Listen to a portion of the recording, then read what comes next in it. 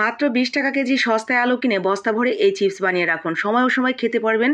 ছোট থেকে বড় সবারই ভীষণ পছন্দের এই চিপসগুলো এতটাই মজার, একবার সাউন্ডটা শুধু শোনেন। দেখেছেন কতটা মচমচে, আর মাশাআল্লাহ এই চিপসগুলো খেতেও কিন্তু অনেকটাই সুস্বাদু। একবার খাওয়া শুরু করলে মনে হয় যেন আর নিজেকে থামাতেই পারছি না, শুধু খেতেই থাকবো। এতটাই ভালো লাগে এই চিপসগুলো খেতে। আলু দিয়ে তৈরি করা বলে এটার টেস্টও কিন্তু এই ধরনের যে চিপসগুলো আমরা নর্মালি খাই তার থেকে অনেকটা বেশি মজার। আর বানানোর তেমন কোনো খাটাখাটনি নেই, তাই দেখা মাত্রই কাজে লেগে পড়বেন। 5 কেজি আলু মাত্র 100 টাকা, মানে 20 টাকা কেজি আলু। তাই দেরি করার কোনো দরকার নেই, দেখা মাত্রই বানানো শুরু করে দিবেন। প্রথমে কি করতে হবে, আলুগুলোকে সিদ্ধ করে নেবেন, খুব ফাইন সিদ্ধ করে নেবেন যাতে ভেতরে একদমই দানা দানা না থাকে। এরপরে আলুর খোসাটা ছাড়িয়ে জাস্ট আমি যেইভাবে হাত দিয়ে খুব ভালোভাবে একেবারে মিহি করে মথে নিয়েছি, এভাবে মথে নিয়ে আমরা চালনি দিয়ে চেলে নেব। অবশ্যই চালনি দিয়ে চেলে নেবেন, এবং চালনি দিয়ে চালার পরে আমরা এখানে এই ঠিকঠাক একটা ডো তৈরি করার জন্য চালের গুঁড়া দিব। আর চালের গুঁড়াটাও কিন্তু খুব মিহি করে চেলে নেবেন 2-3 বার করে।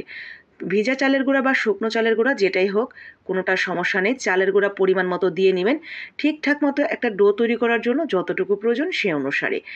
এরপরে এরকম একটা সিরিঞ্জ নেবেন। এগুলো আপনারা ডক্টর যারা তাদের দোকানে মানে ফার্মেসিতে কিনতে পেয়ে যাবেন। আমি 15 টাকা দিয়ে একটা কিনে নিয়ে আসছি, একদম নতুন।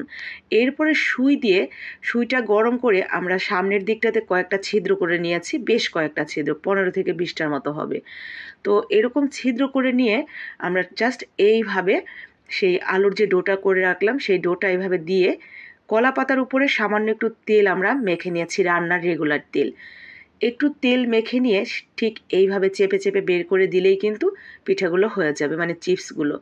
তো চিপসগুলো ছোট বড় যে সাইজের আপনি করতে চান সে অনুসারে করে নেবেন। জাস্ট এইভাবে কলা পাতার উপরে ঘুরিয়ে দিলেই হয়ে যাবে। দেখেছেন কোনো খাটাখাটনি আছে বলেন তো? আর কোনো জাদুমন্তর আছে? যে কেউ বানিয়ে নিতে পারবেন।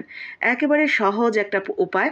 শুধুমাত্র একটা সিরিঞ্জ ফার্মেসির দোকান থেকে নিয়ে আসবেন, এরপর একটু ছিদ্র করে নিয়ে ঠিক এভাবে বানিয়ে ফেলবেন।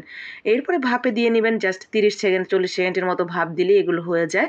এরপরে নামিয়ে নিয়ে এগুলো রোদে শুকিয়ে নেবেন। কড়া রোদ থাকলে একদিনেই শুকিয়ে যাবে, একটু কম রোদ থাকলে 2 দিন লাগবে। এরপরে এয়ারটাইট বক্সে ভরে সারা বছরের জন্য সংরক্ষণ করতে পারবেন। তো আমি এগুলো বের করে নিয়ে রোদ্রে দিয়ে দিচ্ছি।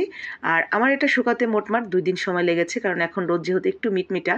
তো 2 দিন পর ঠিক এরকম হয়েছে, দেখেন। সাউন্ড শুনেই হয়তো বুঝতে পারছেন যে এটা কতটা শুকনো হয়ে গেছে। এখন এয়ারটাইট বক্সে ভরে সংরক্ষণ করা যাবে, তবে আমরা কয়েকটা ভেজে দেখব এখন।